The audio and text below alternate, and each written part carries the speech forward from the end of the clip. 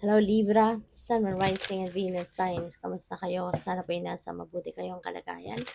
Welcome back po sa Star Tarot. At kung bago kayo rito, welcome din po kayo. Please subscribe, like, share my videos, and leave me a comment kung nakaresonate po kayo. Thank you. Tignan natin kung ano ang ganap dito for some of you. Or for, Libra. So, first message ninyo, wishes coming true. Wow, napakaganda Libra. Kasi merong mga heart's desires kayo na magka-come to fruition na. Meron kayong mga hinahangad, pinagdadasal, no? Mga wishes, no? Na ibibigay na sa inyo ng Divine Universe. So, kung ano man ito, diba? Kayo lang tayong nakakaalam niyan. Kung ano tong mga wishes na to na magka-come to fruition na.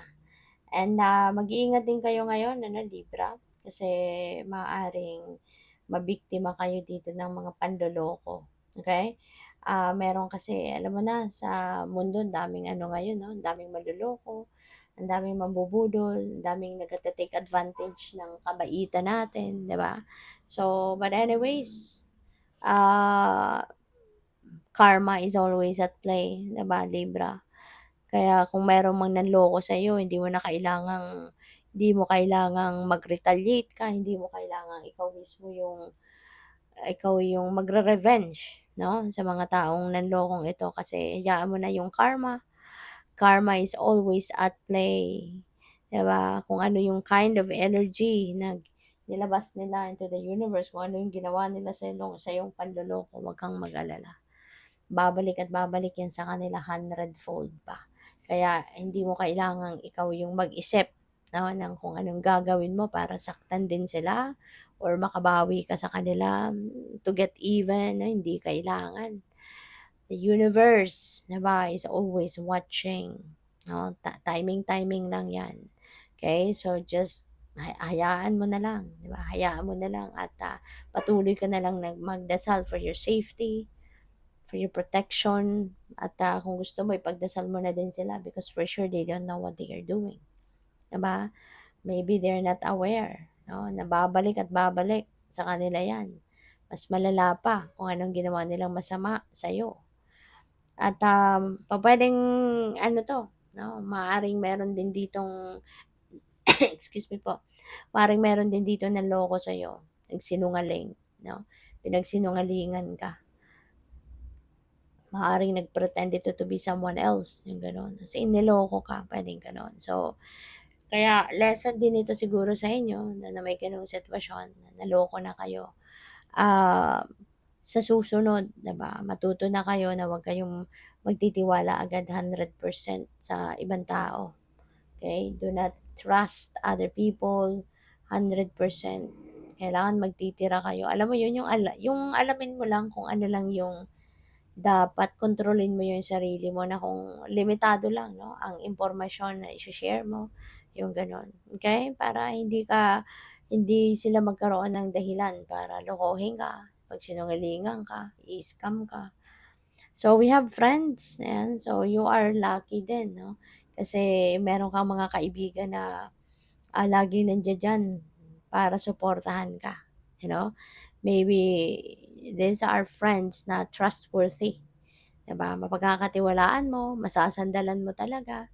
You are blessed with friends na masaya ka man or malungkot ka man, nandiyan sila para sa iyo, 'di ba? So ngayon baka you are also making new friends. Sa ngayon puwedeng gano'n din or baka merong mga you're gonna have fun, no, with your existing friends. Baka lalabas kayo, magba-bonding, yung gano'n, no? So, good for you. Kasi kailangan din natin ng socialization, 'di ba? Kailangan balanse, eh. So, by the way, maraming salamat, no, for subscribing. And if you haven't subscribed yet, subscribe na kayo. And also, maraming salamat din for not skipping the ads. Malaking bagay po yun sa akin. And also, please click the join button sa baba ng video kung gusto po ninyo na mag-join kayo sa membership. Okay? Salamat po. So, we have memories of love. Alright? So, maaari na ang iba sa inyo dito, Libra, ay maybe naalala mo yung ano, yung mga loved ones mo in the past, no? Maaaring naalala mo yung mga loved ones mo na nag-passed on na on the other side, 'no, at siguro nagre-reminisce ka ng mga masasayang araw ninyo na kasama mo yung mga loved ones mo. Maaaring ngayon baka ang iba sa inyo nagbisita ngayon sa kung nasaan sila sa ngayon, 'di ba? At, nagsindi ka ng kandila, nag-pray ka para sa kanila, yung gano'n, 'no? So, maybe you are missing them, 'no? Kaya siguro iniisip mo din sila sa ngayon. So, we have heartache and loss. Wow. So, kaya siguro kayo nagbisita, no? You are praying sa mga loved ones mo na nag-passed on the other side kasi meron kang pinagdadaanan. Maaring mga mahal mo to sa buhay, kinikwentuhan mo nang nangyari sa'yo. Baka nagkaroon ka rito, baka na-betray ka, no? This fake energy. Baka na-betray ka dito ng person mo, o puwedeng niloko ka ng isang kaibigan mo or kapamilya, yung gano'n. Kaya nasaktan ka ng bonggang-bongga, 'no? Pupuwedeng gano'n ang ganap, kaya siguro, ah, nawala na din sa buhay mo mga taong ito, inalis mo na din sila, 'di ba? Nadiskubre mo niloko ka, so you don't want to keep those people sa buhay mo, kaya yung mga panloloko na 'yan, yung mga manloloko na 'yan, inalis mo na sa buhay mo. So, puwedeng gano'n ang ganap dito. Or pupuwede rin ano na ano mo 'to, pupuwedeng you have lost someone, baka merong, namatay, 'di ba? Maaaring meron kang loved one na nag-passed on the other side just recently, puwedeng gano'n. Kaya ano pa yung loob mo, nalulungkot pa, mabigat pa, hindi mo pa maaaring natatanggap, 'no, na wala na yung person na 'to. At, kaya mabigat na mabigat pa ang inyong loob, 'no. So, siguro fresh pa sa puso mo, fresh pa sa sarili mo ito, 'no, puwedeng gano'n. So, what else? We have 5 conflict and defeat. So, maaaring meron kang naging kaaway, 'no. Puwedeng may kaaway, meron kang nakasagutan, maaaring nagkaroon kayo dito ng disagreement, you know. Kaya para hindi na mag-escalate, 'no, umatras ka na lang, iniwan mo na lang, umalis ka na lang, 'di ba? Pupuwedeng gano'n. Kasi pupuwedeng ano, mahal mo sa buhay 'to.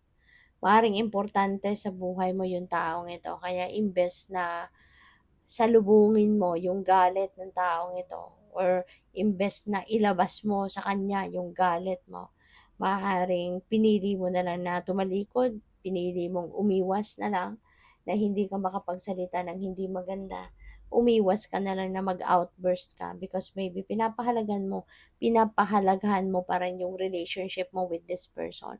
So, this could be someone na mahalaga sa buhay mo. Kaya hindi mo gustong masira kayo ng tuluyan just because, 'di ba, yung may galit, may away na nangyayari, you know? Kasi yung pag-atras 'no, sa ganiyang pag-aaway hindi hindi necessarily na talo ka, but sometimes you just don't want the situation to escalate, lalo-lalo na kasi kung mahalaga sa buhay mo yung taong ito. So, ayaw mong tuluyang masira, 'no, ang inyong relasyon. So, you'd better turn your back on that situation, pahupain muna yung tension, pahupain yung galit, yung mataas na emosyon at kapag kalmado na, tsaka mo babalikan ang taong ito, 'no, at maaaring yun nga, pakikipag-usap, mag-compromise, yung kung ano man ang kailangan.